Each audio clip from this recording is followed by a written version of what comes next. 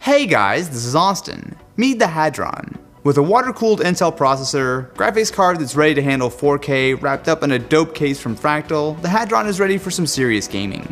The star of the show is Intel's new Core i7-6700K. As one of the new quad-core Skylake processors, not only is this one of the fastest CPUs out there, but it also now supports DDR4 memory. As a K-series chip, it's also overclockable, which is where the liquid cooling comes in.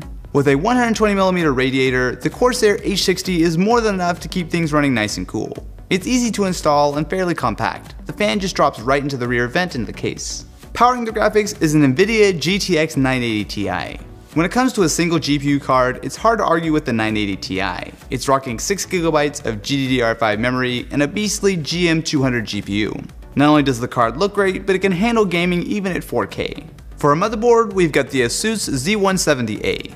This is a great looking board that's packed with features, including USB 3.1 and USB-C, which goes a long way toward future-proofing the PC. It's also got great VRM for overclocking, solid onboard audio, and not only SATA 3, but also SATA Express and M.2 support. On the memory side, we've got 16GB of Corsair Vengeance DDR4 memory.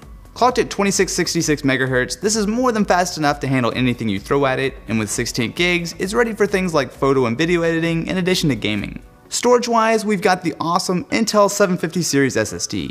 With 400GB of capacity, it's a big drive, but the real draw are the ridiculous speeds. This is one of the fastest consumer drives you can get. For extra storage, we've got a Western Digital black hard drive. With 1TB of capacity, this is nice to keep extra files and games that you don't need ludicrous speed to open. Powering the Hadron is a Corsair RM750. With 750 watts of capacity, this is more than enough to handle the build as is, along with future upgrades. It's an efficient 80+ gold supply that's modular to keep cable management a bit neater. Housing all of this awesomeness is a Fractal Design Define S. I really like this case. It's spacious and easy to work in, and looks great with a window to show off the build. It's impressively quiet and has great cable management options, like letting you mount hard drives behind the motherboard to keep things nice and clean.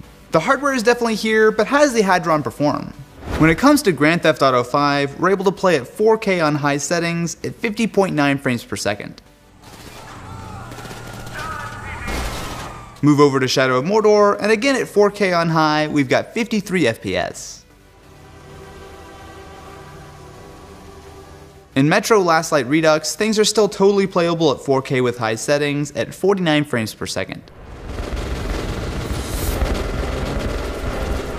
With enough power to be both a gaming PC and a streaming and editing rig, the Hadron is a rock solid build.